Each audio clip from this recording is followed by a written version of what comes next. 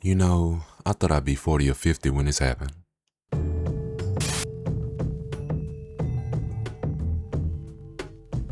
About 3 years ago, I made this video. It was just me speaking my feelings about how the game industry is shifting more and more into becoming an all-digital one, and how it seemed and felt like physical games as a thing entirely are showing signs of starting to be phased out entirely, and warning that an all-digital future would not be something you want to see or be a part of. And lo and behold, just a few years after that video was made, Sony announced that in 2028, they will cease making physical discs for their systems. Now, at first when I was reading the first headlines, I thought it wasn't that bad. I at first thought that they just meant that they wouldn't be making discs for their first party games anymore, but no. They meant that there would be no physical discs at all made for any PlayStation system starting in 2028. To be completely honest with you dear viewers, I knew this day was going to come eventually. Even when I was making my all-digital future video, as much as I hated it, I knew full well that companies eventually stopping physical disc production was as inevitable as Nintendo remaking Star Fox 64 again. But I didn't expect it to happen this fast. I expected the PlayStation 7 or 8 to fully get rid of physical media, not the PS6. Now, I really hope that this isn't the case, but some of you in the audience might be saying, Jay, why does this matter that much? Not many people still buy physical games anyway. It's mostly digital. And to that, my dear viewers,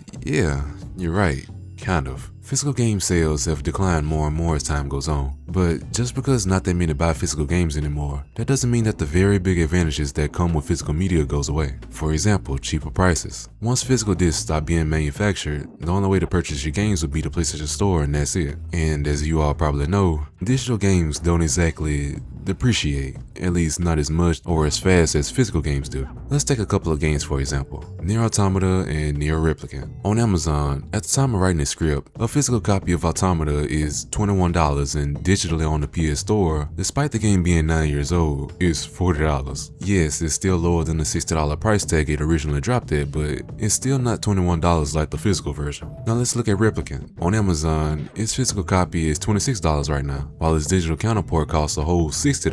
The same price it launched at despite it being 5 years old. You see dear viewers, physical games being out and about in stores and in other folks' hands open them up to a lot more opportunities to be sold much cheaper. Copies of games could be rotting on shelves so they drop the prices permanently. They could be sold used, which obviously means not at full price. Or you can simply have a friend that finds you and goes, hey partner, I remember you wanted to play Gravity Rush. Well, I got a copy and I done did what all I'ma do with it. Just give me $10 and you can have it. There's plenty of ways a physical game can drop in price that just won't really happen with digital, or at least not nearly as often. If there's no way to buy a game unless it's digitally, you'd be completely at the mercy of the game's publisher. No matter how old the game is, they can still charge you the same price it was when it first came out. And I'm sure we all know a company by heart that does this. Now, imagine more and more companies being like that. That's not a pretty world. There's also the topic of game ownership and preservation. Something that happened recently helps the point I'm trying to make actually. Along with the news concerning physical discs, Sony also announced that they will be closing the PlayStation stores for the PS3 and the Vita next year. Any PS3 or Vita games that didn't get physical versions, i.e. a lot of indie games, will simply just vanish into thin air, not able to be purchased anymore. You'll still be able to download anything you paid for previously, but that's only for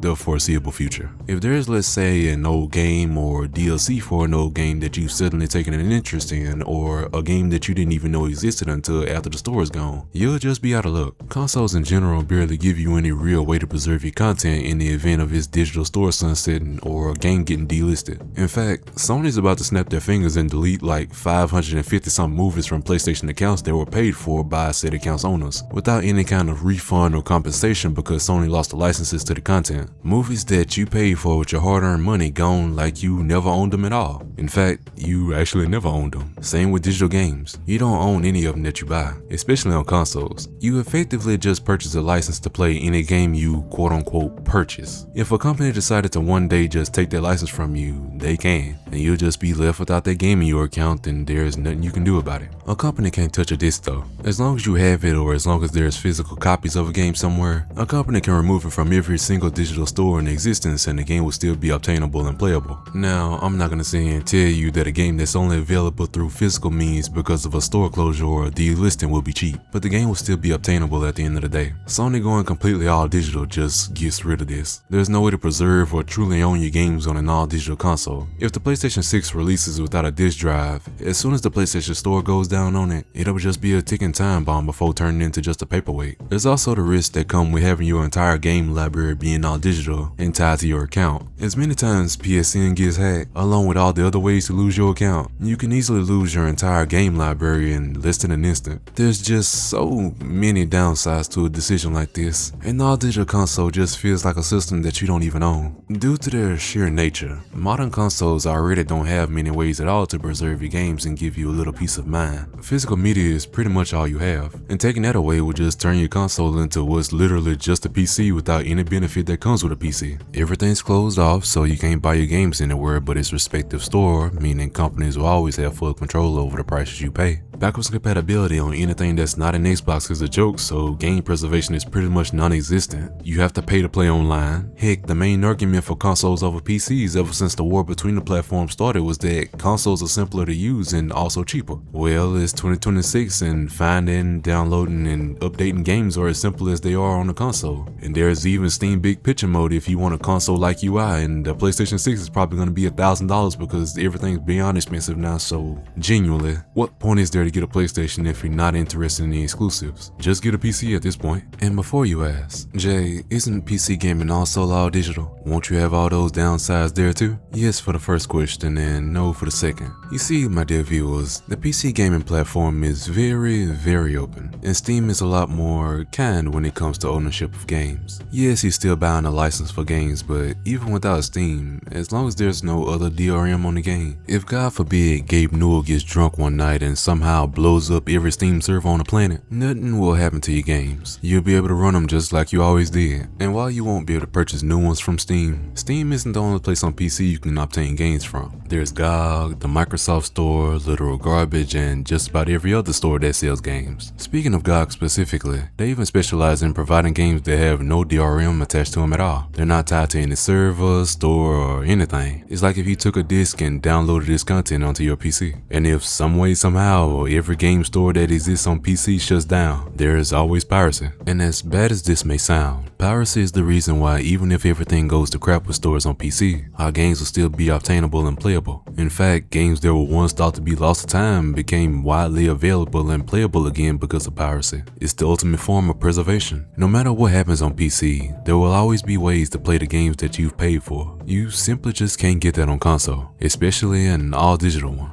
Okay, pause for a second. So, howdy folks, Jay from the future here. I'm halfway in the editing this video and I suddenly realized that I forgot to mention the existence of key sites on PC. You see, there's a whole bunch of sites that sell Steam keys for much cheaper than what you see on Steam itself. It's actually one of the main things that make PC gaming as cheap, if not cheaper, than a console in the long run. For example, on Steam right now, Persona 5 Tactica with all its content costs $80, with its base version costing $60. No wonder nobody bought this game. And on Game Billet, the complete edition is $18 and the base is $16. As a bonus, let's bring back Nier Automata and Replicant. On Steam, Automata is $40 while on Oniba you can get a key for $15. And for Replicant, you can get it for $23. Those are even cheaper prices than the ones I found for the physical copies on Amazon. Key sites are just a blessing and you'll be shocked by how much you save using them. It's another reason why I love PC gaming. But yeah.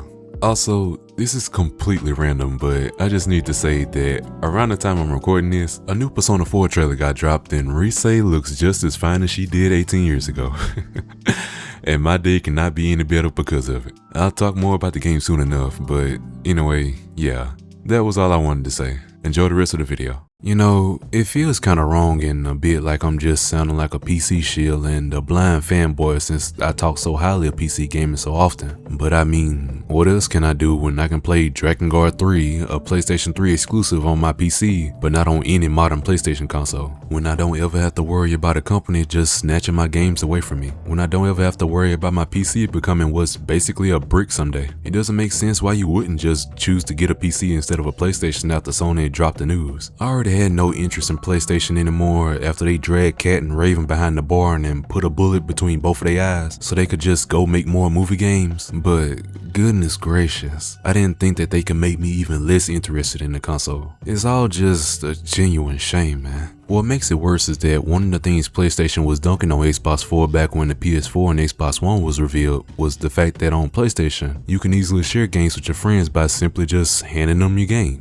What happened? What happened to the PlayStation of the early 2010s? What happened to console gaming in general? Because if you want my honest thoughts, the way things are looking, the way GTA 6 isn't gonna launch with a physical version, and the way companies tend to follow the leader, I don't think this whole phasing out of physical completely thing is gonna stop here. It's gonna take a while to happen since all the companies are currently watching Sony getting jumped from all sides in fear of what'll happen to them if they tried. But give it time and they'll be following suit. Maybe not Nintendo since they tend to follow the beat of their own drum, but they made game key cards, so who knows at this point. Oh, and while making this video, I just remembered a whole nother point that makes getting rid of physical a stupid idea. The fact that not everyone has good enough internet to use up so much data in such little time. People with data caps will suffer immensely with AAA games being so big now. I remember back when my main system was the PS4. Physical saved me when it came to this. I didn't have to spend literal days downloading games, and instead I could just pop a disc in and get the files on the system that way. And getting rid of physical just screws folks still in that situation. The more I think about this whole thing, the worse it gets, and it's just so frustrating that they decide to do it now of all times. It's to the point where I just don't really know what to say anymore. It's just a bad situation all around. I'm only 22 and yet I feel old. I have a script going more into this, but for this specific topic, let's dip our toes into it a little bit. I feel like I'm witnessing an end of an era. Well, I am, let's be honest. And I hate this feeling so much. I remember how one of the best things about getting a new game growing up was seeing the back of the case to see all the cool stuff they got to show off and hype you up for what's in the game. And then there was opening the case for the first time and seeing what your beautiful new disc looks like. I also remember when games came with little instruction manuals and straight up books in the case. I don't think I have them anymore, but I remember what games I got growing up that had them. New Super Mario Bros. Wii, Mario Galaxy, Mario Super Sluggers, Mario Strikers Charge, Sonic Colors, Epic Mickey 2. Heck, the copy of Breath of the Wild I got almost a decade ago came with a fun little book for it and I still have it. Half of the fun of getting a new game was getting the instruction manuals and reading them on the way home, or simply just because you like the game. Whenever I was bored during the day, I just picked up a game manual for one of my games and read it. It was so nice. Physical games simply have a charm and beauty to them that digital just can't replicate. Even as a PC gamer, I miss them dearly. I'm glad that I was born early enough to be able to enjoy while it was still here and at its best, but it's sad that it's going away at all. Thinking about how my future kids are gonna grow up with nothing but digital is honestly depressing. They won't get to experience the joy and magic of picking out a new game from the wall of cases at Walmart or GameStop, reading the manual on the drive home, or popping a disc in for the first time. All they'll know is getting my or their mother's attention, picking what they want on the PS or Xbox store, Steam, or the eShop for us to buy, and just waiting on the download to finish. I'd add that they'd have to grow up knowing nothing about game or media ownership or preservation, but their dear daddy will make sure to pass down his knowledge and wisdom, don't worry. They'll be alright on that front. But y'all get my point. We're witnessing an end to an era and the future generations will just have it worse. Anyways, I'm just rambling at this point, so let's get to the conclusion. In conclusion, I think the future for consoles, or at least the PlayStation, is pretty grim. I'm not trying to sound overly negative or ruin people's moods. It's just how I feel about the whole thing. And before anybody says that they might backtrack, they won't. They know people will buy the next big thing all digitally without hesitation. That's why they waited until Rockstar announced that GTA 6 will be digital only to officially announce their own big news. They can easily point at that game and say, see, people don't care about physical anymore. They're salivating over the game anyway. As long as they can play it, they don't care what format it comes in. And let's be honest, for the majority of the gaming population, they're right. That's just how it is. There's honestly nothing we can do about physical media at this point, but we can support efforts for better consumer rights over the games we buy or spend money on, like Stop Killing Games. I'd explain more about that, but this video's gone long enough and I'm sure many others can explain it better than I can. With all that said, this is the end of our chat for now. I hope you enjoyed it. If you liked this video, give it a like, and if you want to hear more of me, subscribe. It'll be nice to have you in my little corner of the internet. I wish you a good day or a good night. Chat with you later.